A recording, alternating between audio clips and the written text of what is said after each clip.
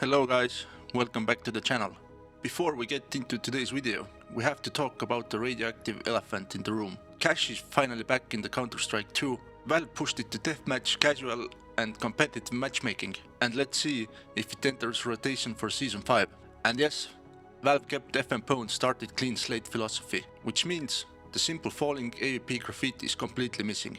I'll be honest, I absolutely hate it. I get wanting a clean map, but how do you erase symbol for one of the greatest AWP play in CS history?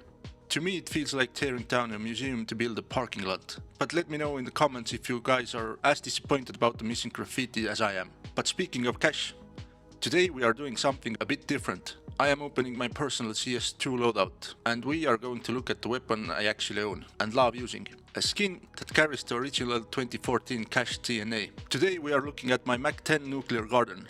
We are going to dive into its lore, souvenir history tied to that exact simple play, and take a look into mathematical reality of modern CS2 trade-up contracts. Let's get into it. To a casual player, the MAC-10 is affectionately known as box that dispenses bullets. It is cheap, spray and pray tool to buy to rush bomb site.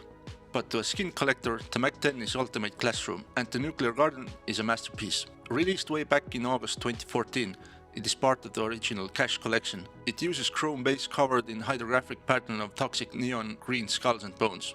Thanks to the Source 2 engine, that chrome base reflects light beautifully, making the green skulls pop like crazy when you are standing in the sun outside long doors. Nuclear Garden has an anodized multicolored finish. In CSGO, and especially with the updated lighting and wear engine in CS2, anodized multicolored skins physically lose their paint layer as the float increases. Instead of the whole gun uniformly darkening, the neon green paint is violently scrapped away, starting heavily from the edges. But it still gives awesome fossilized wasteland vibe because of the bright green is almost entirely gone, leaving only fragmented remnants of the skulls clinging to the stark grey base metal. But here is where the lore gets incredible. Because this is a map drop skin, it carries a massive piece of esports history. During the old CSGO majors, whenever pros played on cash, souvenir packages would drop. That means there are Souvenir MAC-10 Nuclear Gardens out there with golden stickers from ESL 1 Cologne 2016. Yes, the exact same match where Simple hit the legendary no-scopes. So even though the graffiti is missing from the wall in CS2, if you own a 2016 Souvenir Nuclear Garden, you are literally holding a physical piece of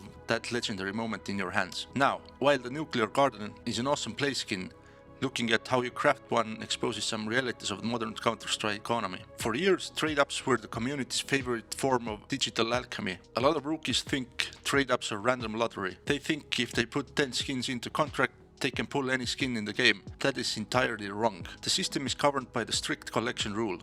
The output skin is 100% determined by the collections of the input skins. There is no hidden global pool. If you put 10 light blue industrial skins from the Cache collection into a contract, you are guaranteed to get mil-spec skin from Cache collection, meaning you have a great chance crafting a Nuclear Garden. But if you mix collections, you are diluting your odds. But when you want factory new MAC-10 Nuclear Garden, you have to keep in mind the float math and the float range this MAC-10 has. It is actually not that hard to get factory new outcome, but still use a calculator just in case to make sure. And if you think the MAC-10 market is just full of budget skins like the Nuclear Garden, you haven't seen absolute ceiling of the SMG economy. While I love my radioactive skulls, there are collections out there dropping insane money on this gun. Take the MAC-10 Fate for example.